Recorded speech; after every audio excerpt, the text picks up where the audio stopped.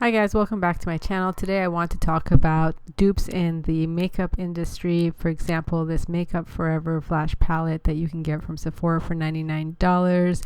Is it worth spending that or going and buying a dupe like $12 or $7 from Amazon or eBay?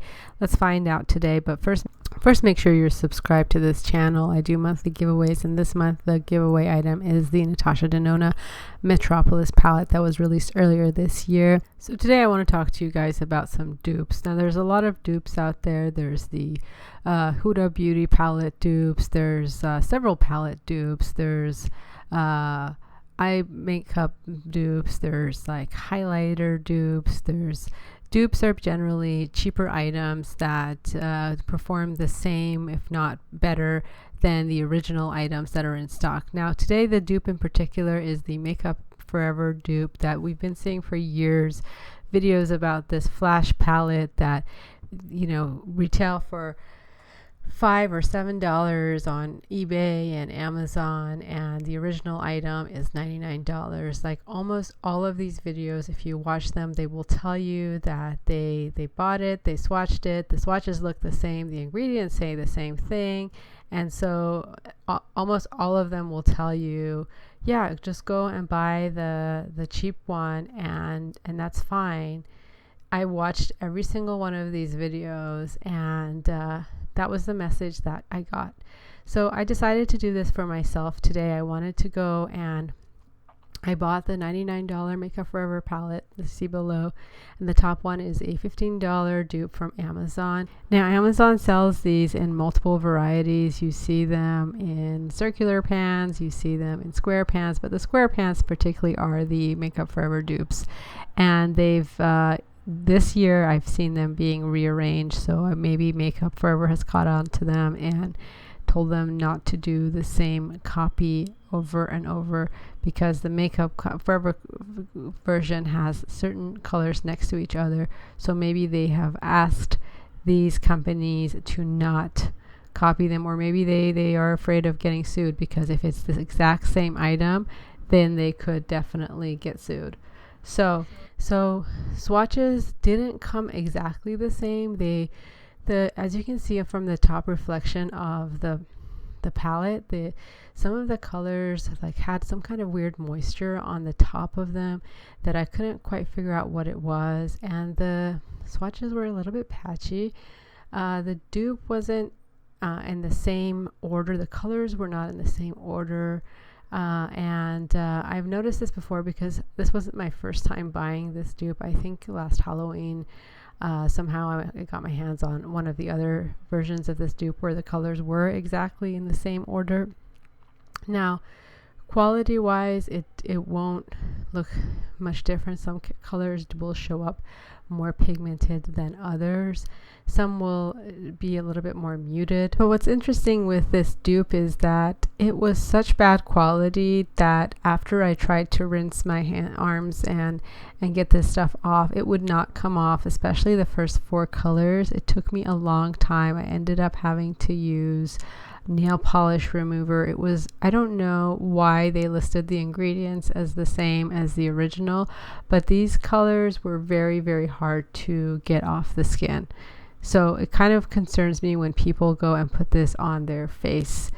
So in the original, from the top, we have gold, coral, turquoise, fuchsia, yellow, and then brown. Reflects exactly how it is on the back of the ingredients. However, when we look at the fake one or the dupe one, we'll see that the colors mimic the original. So it has gold at the top, silver, brown, and black on the edges. However, that doesn't actually reflect in the color story. So when some YouTuber tells you, oh yeah, I think I believe it because the ingredients say it's the same thing, how can you be so naive when the dupe company is willing to lie to you about the order of the colors, which is not even correct? So did it from what was in the Makeup Forever original palette, so I can't really trust them with the ingredients either. Now, what's really kind of alarming when it comes to ingredients is that it's not just the color order that you can just be like, okay, whatever, they messed up, they put brown and black. No, now it sounds like to me is that the ingredients are not even true either. And when you put a product on your face or on your skin and you don't really know what it is, how can you really trust a company like a makeup company like that to not put toxic chemicals like preservatives like formaldehyde, which aren't really listed as formaldehyde? They might put something else like DMDM, hydentone, or other chemicals that we're constantly being warned about that they're using as preservatives in makeup. So I think that if a makeup company is willing to lie about the order of colors and they're willing to knock off $100 palette for about a tenth of the price, then why wouldn't they be willing to lie about the ingredients? Because it sounds like to me they just copy pasted the ingredients without paying attention